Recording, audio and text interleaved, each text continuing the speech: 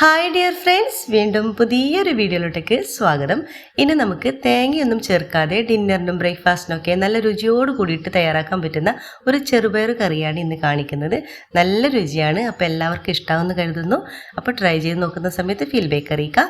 അതുപോലെ തന്നെ നിങ്ങൾ ആദ്യമായിട്ടാണ് എൻ്റെ ഈ ചാനൽ കാണുന്നതെങ്കിൽ പ്ലീസ് ഒന്ന് സബ്സ്ക്രൈബ് ചെയ്യണേ. ആ കുഞ്ഞു ബെല്ലൈക്കനൊന്ന് ക്ലിക്ക് ചെയ്യൂ, എങ്കിൽ ഓൾ എന്ന ഓപ്ഷൻ വരും. അതും കൂടി ഒന്ന് ക്ലിക്ക് ചെയ്യുമ്പോൾ ഞാൻ എന്ന പുതിയ വീഡിയോസിൻ്റെ നോട്ടിഫിക്കേഷൻ നിങ്ങൾക്ക് കൃത്യമായിട്ട് കിട്ടും. ഇതിനു വേണ്ടി ഞാനിപ്പോൾ 1 കപ്പ് ചെറുപയറാണ് എടുത്തിട്ടുള്ളത്. ഇത് നമുക്ക് നന്നായിട്ടൊന്ന് കഴുകിയെടുത്തിട്ട് വരാം. അപ്പോൾ ഇവിടെ നന്നായിട്ട് തന്നെ കഴുകിയെടുത്തിട്ടുണ്ട്.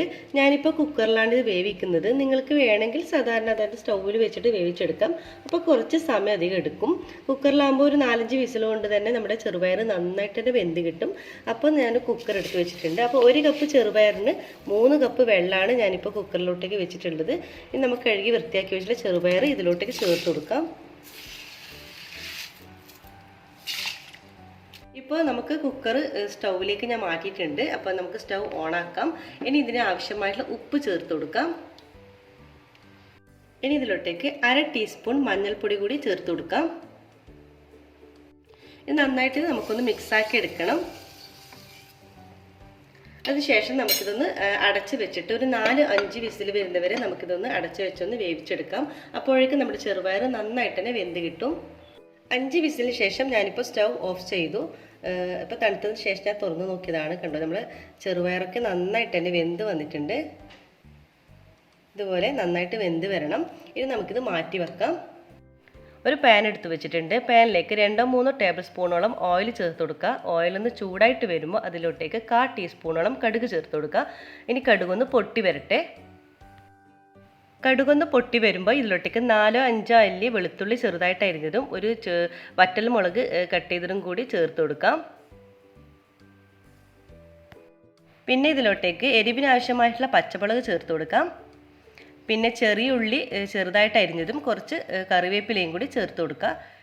ഇതിന് നന്നായിട്ടൊന്ന് മിക്സ് ചെയ്യണം. ഇനി ഇതിലേക്ക് നമുക്ക് 1/2 ടീസ്പൂണോളം മുളക് പൊടി ചേർത്ത് കൊടുക്കാം. എന്നിട്ട് നന്നായിട്ടൊന്ന് മിക്സാക്കി എടുക്കണം. ഒരു 1-2 സെക്കൻഡോളം നന്നായിട്ടൊന്ന് ഇതുപോലെ ഒന്ന് മിക്സാക്കി എടുക്കുക. പച്ചമണമൊന്ന് മാറി വരട്ടെ. ഇനി ഇതിലോട്ടേക്ക് നമ്മൾ ആദ്യം വേവിച്ച് വെച്ചിട്ടുള്ള ചെറുപയർ കൂടി ഇതിലോട്ടേക്ക് ചേർത്ത് കൊടുക്കാം. എല്ലാം ഒന്ന് നന്നായിട്ട് യോജിച്ച് വരുന്നവരെ ഒന്ന് നന്നായിട്ടൊന്ന് മിക്സാക്കി എടുക്കാം. ഇതിലേക്ക് 2 കപ്പ് വെള്ളവും കൂടി ചേർത്ത് കൊടുക്കാം. ആവശ്യമെങ്കിൽ കുറച്ച് ഉപ്പ് കൂടി ചേർത്ത് കൊടുക്കാം. ഇപ്പോൾ ഇതിലേക്ക് കുറച്ച് ഉപ്പിൻ്റെ കുറവുണ്ട്. എന്നിട്ട് എല്ലാം കൂടി ഒന്ന് ഇതുപോലെ ഒന്ന് മിക്സാക്കി എടുക്കണം.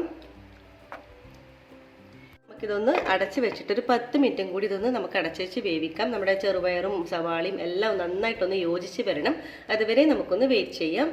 10 മിനിറ്റ് ആയിട്ടുണ്ട്. നമുക്കൊന്ന് തുറന്ന് നോക്കാം. കണ്ടില്ലേ, നമ്മുടെ കറി ഇവിടെ നല്ലവണ്ണം തന്നെ കുറുകി വന്നിട്ടുണ്ട്. നമ്മൾ നേരത്തെ വെള്ളം ചേർത്തിട്ടുണ്ടല്ലോ, ആ വെള്ളം കുറച്ചും കൂടി കുറുകി വന്നിട്ടുണ്ട്. ഈ ഒരു പാകമാണ് വേണ്ടത്. അപ്പോൾ നിങ്ങൾക്ക് കുറച്ചും കൂടി ഗ്രേവി വേണമെന്നുണ്ടെങ്കിൽ ഈ ഒരു സമയത്ത് നിങ്ങൾക്ക് വെള്ളം ചേർത്ത് കൊടുക്കാം. ചേർക്കുമ്പോൾ തിളപ്പിച്ച വെള്ളം തന്നെ ചേർത്ത് കൊടുക്കാം. പ്രത്യേകം ശ്രദ്ധിക്കണം കേട്ടോ. അപ്പോൾ വളരെ ടേസ്റ്റി ആയിട്ടുള്ള നമ്മുടെ ചെറുപയർ കറി ഇവിടെ റെഡി ആയിട്ടുണ്ട്.